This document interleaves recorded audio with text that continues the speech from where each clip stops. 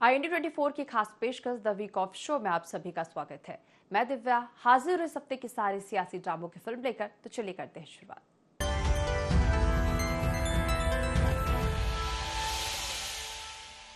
दिल्ली में भाजपा की सरकार बन गई। बीजेपी को 70 में 48 सीटों पर जीत मिली।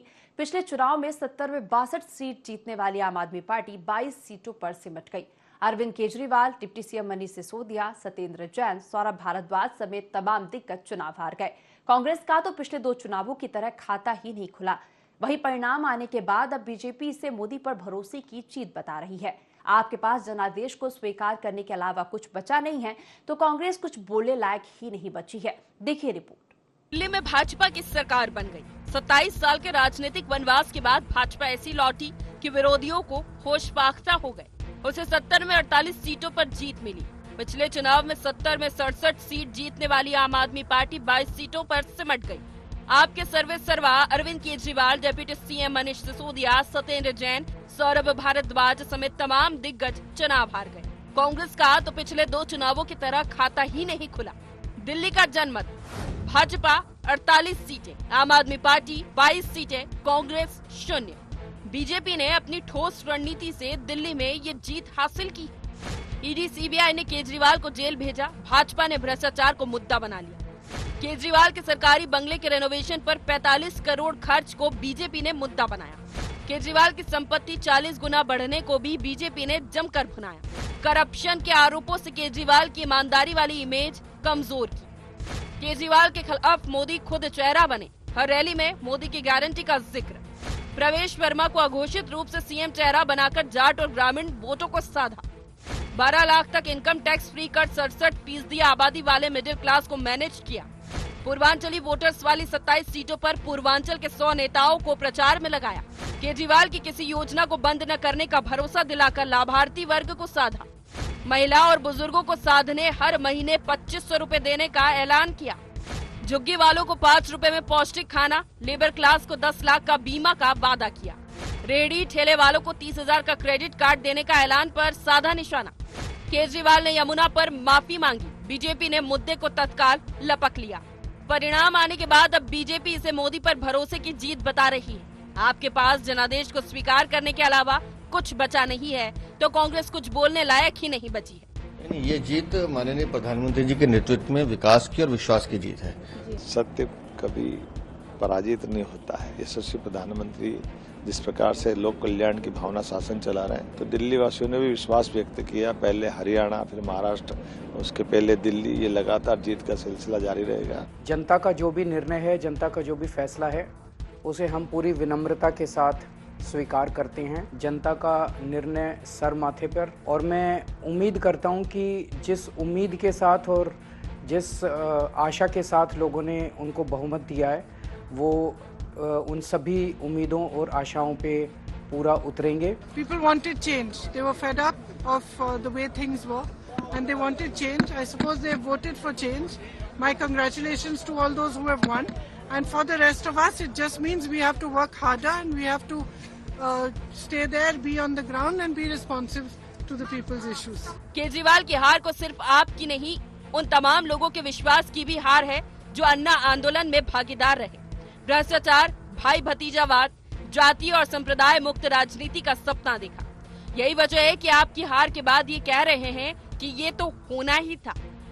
मैं बार बार बताते गया लेकिन उनके दिमाग में नहीं आया कि शराब के कारण तो बदनाम हो गया। इसके कारण लोगों को भी एक मौका मिला कि ये चारित्र के बारे में बोलता है और दूसरे बारे में शराब की बात मैं पहले से बता रहे हैं। आचार कुछ अदरक को, विचार कुछ तो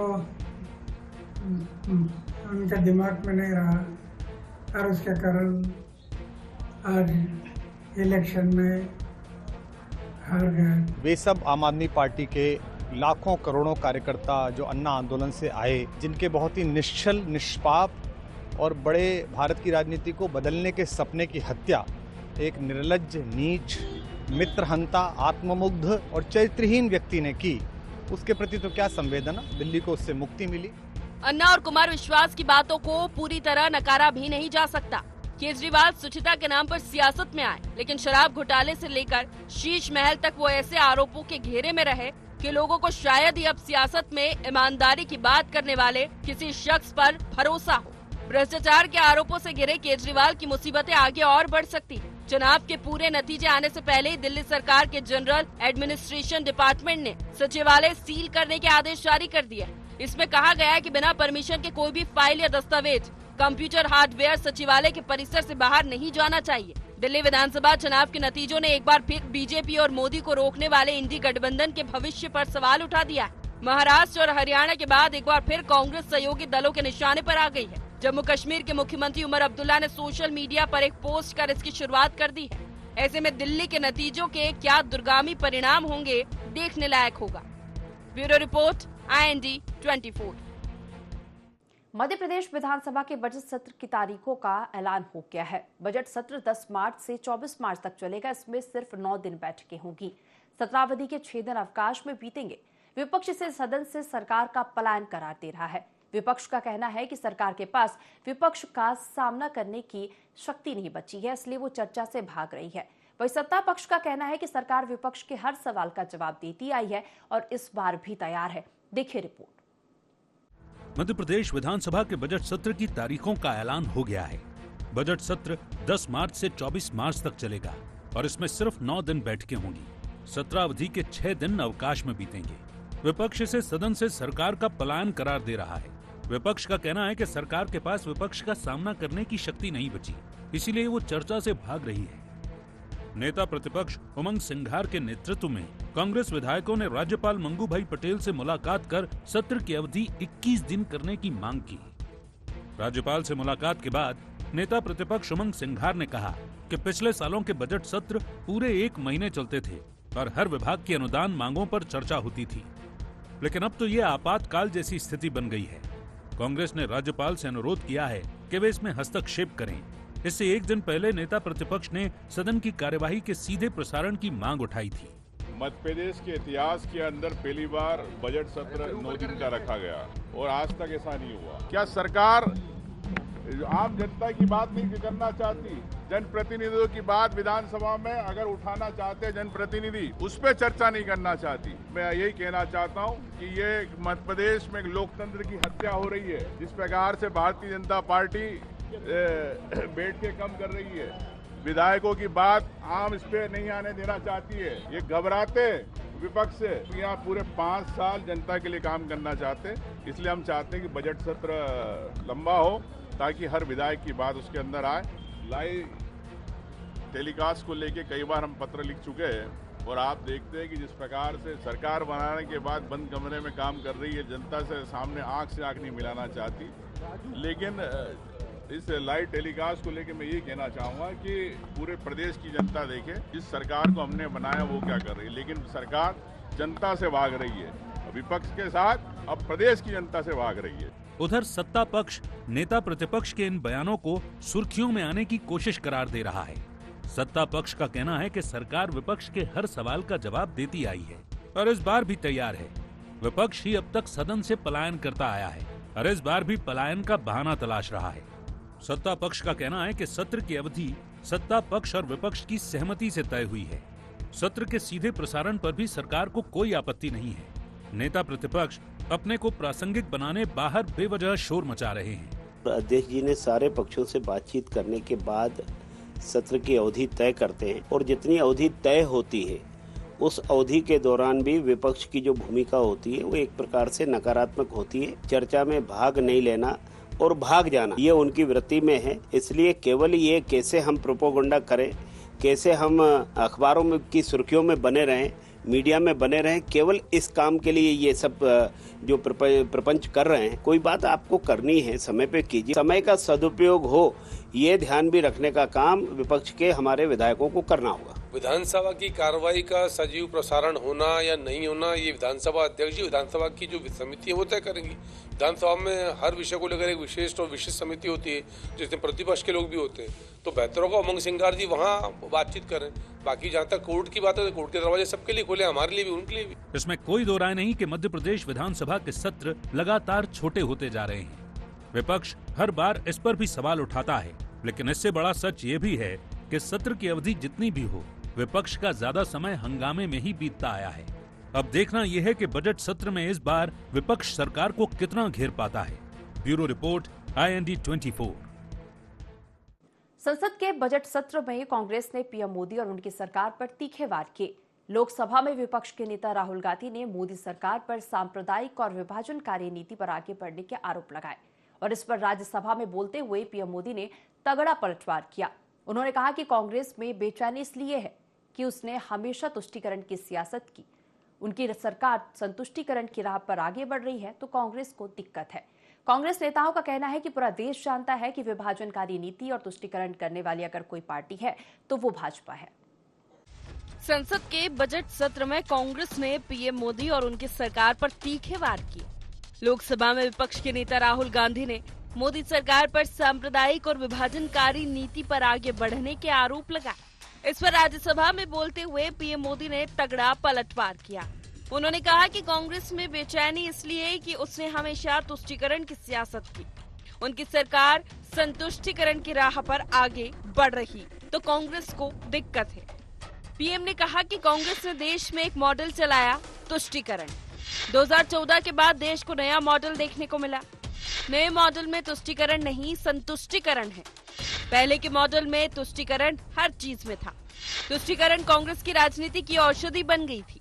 कांग्रेस के मॉडल में फैमिली फर्स्ट सर्वोपरि। इतना बड़ा दल एक परिवार के समर्पित हो गया। कांग्रेस के मॉडल में फैमिली फर्स्ट सर्वोपरि रहा है। हमारे ये मॉडल है नेशन फर्स्ट। देश की जनता ने हमारे विकास के मॉडल को स्वीकार किया। जातिवाद का जहर फैलाने का प्रयास हो रहा है। हमने जातिवाद नहीं किया, वंचितों को हक दिलाया। हमने SC/ST एक्ट को मजबूत बनाया। हमने OBC आयोग को संवैधानिक दर्जा दिया। सबका साथ सबका विकास की योजना को जमीन पर उतारा। हमारी ही सरकार ने SC/ST एक्ट को मजबूत बनाकर दलित और आदिवासी समाज के सम्मान और उनके सुरक्षा के संबंध में अपनी प्रतिबद्धता भी दिखाई। आज जातिवाद का जहर फैलाने के लिए भरपूर प्रयास हो रहा है। सभी दलों के OBC MP सरकारों से मांग करते रहे थे कि OBC आयोग को संवैधानिक दर्जा दिया जाए। हमने आकर के इस आयोग को संवैधानिक दर्जा, एक नया मॉडल देखने को मिला है और ये नया मॉडल तुष्टीकरण नहीं, संतुष्टीकरण पर भरोसा। इसके साथ ही पीएम मोदी ने राहुल गांधी पर सीधा निशाना साधा। संसद और संसद के बाहर राहुल गांधी ने जो सवाल उठाए थे, पीएम मोदी ने एक एक का जवाब दिया। राहुल गांधी ने राष्ट्रपति के भाषण को बोरिंग बताया था। पीएम मोदी ने कहा, गरीब की झोपड़ी में फोटो सेशन कराने वालों को संसद में गरीबों की बात बोरिंग ही लगेगी। राहुल गांधी ने जाति जनगणना की मांग दोहराई थी। पीएम मोदी ने कहा, कोई मुझे बताए क्या एक ही समय में संसद में SC या ST वर्ग के एक ही परिवार के 3 सांसद हुए हैं। राहुल गांधी ने कहा था, हमने इंडियन स्टेट के खिलाफ लड़ाई लड़नी है। पीएम ने कहा, देश का दुर्भाग्य है कि आजकल कुछ लोग अर्बन नक्सल की भाषा खुलेआम बोल रहे हैं। राहुल गांधी ने बाबा साहेब अम्बेडकर के अपमान का आरोप लगाया था। पीएम मोदी ने कहा, कांग्रेस ने बाबा साहेब का जीवित रहते पल पल अपमान किया। इसके साथ ही पीएम मोदी ने इमरजेंसी का जिक्र कर ये बताया कि इस दौर में कैसे न केवल विपक्ष बल्कि कलाकारों तक की आवाज दबाने की कोशिश की गई। उन्होंने अपनी सरकार की उपलब्धियां गिनाते हुए दुष्यंत कुमार की कविता की लाइन सुनाई, तमाशा करने वालों को क्या खबर, हमने कितने तूफानों को पार कर दिया जलाया है। पीएम मोदी के संबोधन पर कांग्रेस ने पलटवार किया है। कांग्रेस नेताओं का कहना है कि संतुष्टीकरण की राजनीति सिर्फ कांग्रेस ने की है। पूरा देश जानता है कि विभाजनकारी नीति और तुष्टीकरण करने वाली अगर कोई पार्टी है तो वो भाजपा है। प्रधानमंत्री आदरणीय नरेंद्र मोदी जी द्वारा ये सब लगातार कई वर्षों से कहे जा रहे हैं तुष्टीकरण तुष्टीकरण तुष्टीकरण की परिभाषा क्या है, ये तो स्पष्ट की जाए। किसी व्यक्ति विशेष के लिए, किसी विशेष वर्ग के लिए मदद करना, उसकी हिफाजत करवाना या तुष्टीकरण है क्या? सही वर्गों के लिए हितों का काम करती कांग्रेस, तो कांग्रेस तुष्टीकरण नहीं करती है। आदरणीय मोदी जी भूल जाते हैं, भारतीय जनता पार्टी तुष्टीकरण करती है, इसी लोगों में बिखराव और बंटवारे की बात करती है। तुष्टीकरण करने का काम करके संतुष्टि की बात कहती है। विपक्ष और खासकर कांग्रेस लंबे अरसे से पीएम मोदी पर सांप्रदायिक और विभाजनकारी एजेंडा चलाने का आरोप लगाकर उन्हें घेरता रहा। संविधान और आरक्षण पर खतरा, हिंदूवादी नीतियां विपक्ष का अस्त्र रही हैं। हर बार की तरह इस बार भी पीएम मोदी ने तुष्टीकरण बनाम संतुष्टीकरण की बात कहकर विपक्ष पर करारा वार किया है। देखना यह है कि इनका ये वार विपक्ष को कितनी चोट पहुंचाता है। Bureau report, IND 24। मां नर्मदा मध्य प्रदेश की लाइफलाइन है, जो अपने आंचल में समेटने वाले प्रदेश की एक बड़ी आबादी का भरण पोषण करती हैं। लेकिन इसके साथ ही वो मध्य प्रदेश की सियासी नाव को भी पार लगाती हैं।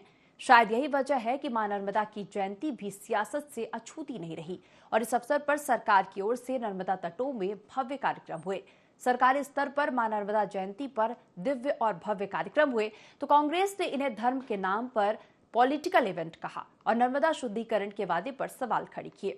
वहीं बीजेपी ने इसे कांग्रेस का सनातन विरोधी चेहरा करार दिया। देखिए रिपोर्ट। मां नर्मदा, गंगा की तरह पवित्र पतित पावनी सरिता मध्य प्रदेश की लाइफलाइन भी है, जो अपने आंचल में समेटने वाली प्रदेश की एक बड़ी आबादी का भरण पोषण भी करती है। लेकिन इसके साथ ही वो मध्य प्रदेश की सियासी नाव को भी पार लगाती है। शायद यही वजह है कि मां नर्मदा की जयंती भी सियासत से अछूती नहीं रही। इस पुण्य अवसर पर सरकार की ओर से नर्मदा तटों में भव्य कार्यक्रम हुए। मुख्य कार्यक्रम नर्मदापुरम में हुआ, जिसमें सीएम डॉक्टर मोहन यादव ने शिरकत की। इस दौरान मां नर्मदा की भव्य शोभा यात्रा निकाली गई। जल मंच से मां नर्मदा का अभिषेक हुआ। नर्मदा की पुण्य सलील में लाखों दीप प्रवाहित किए गए।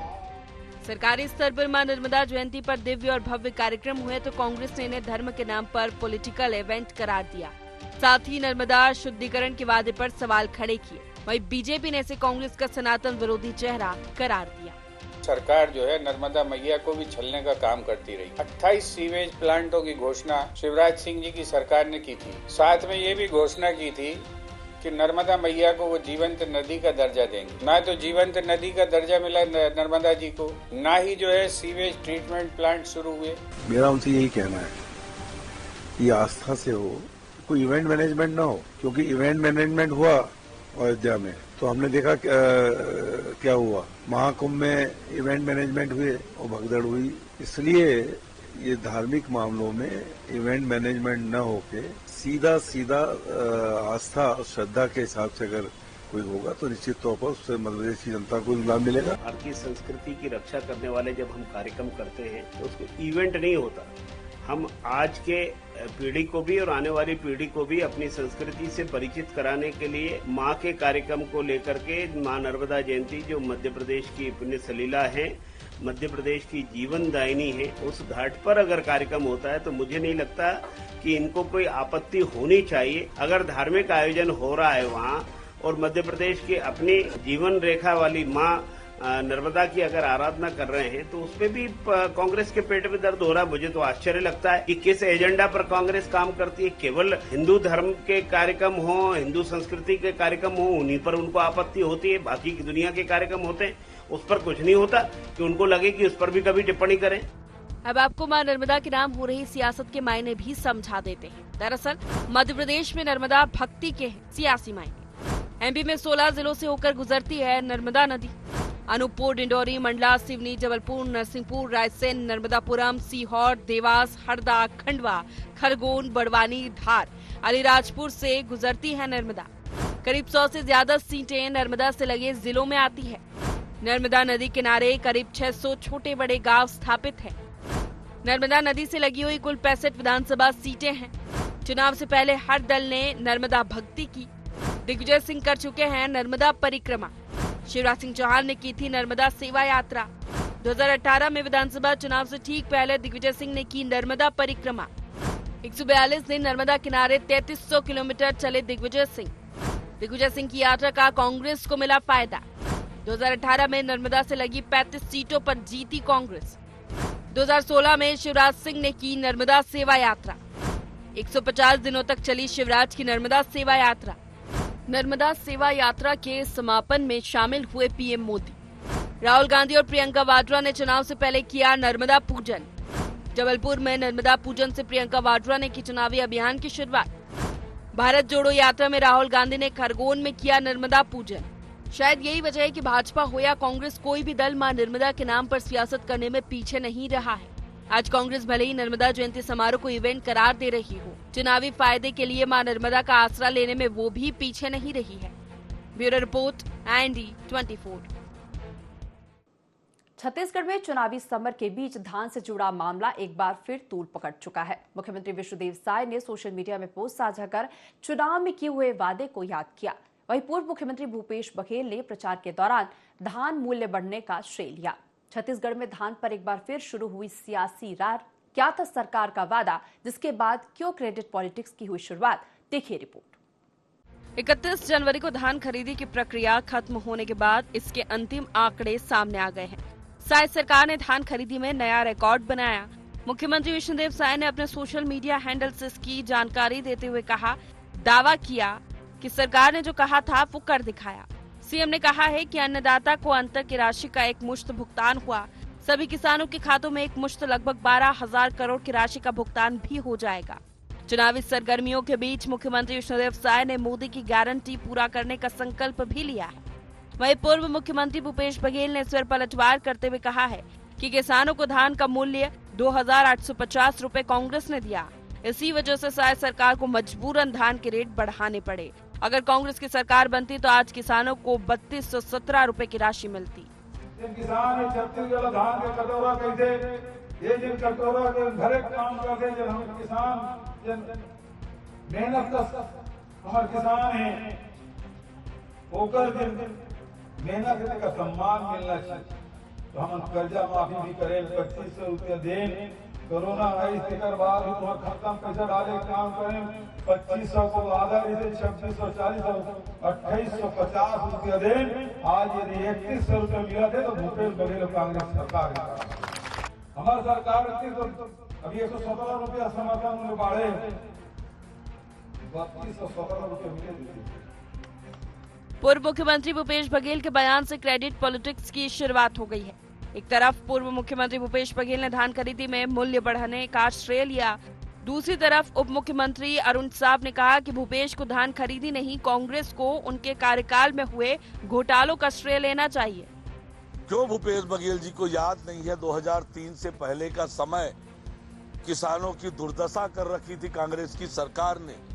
किसानों के धान को रगड़ रगड़ कर रिजेक्ट किया गया। धान खरीदी की सुव्यवस्थित व्यवस्था भारतीय जनता पार्टी की 2003 में सरकार बनने के बाद छत्तीसगढ़ में आई है। एक एक बात पर 5 साल झूठ बोला। 2500 रुपया क्विंटल धान का देंगे। मैं ढूंढता हूँ छत्तीसगढ़ में कोई एक किसान जिसके धान की कीमत उसको 2500 रुपए मिला हो।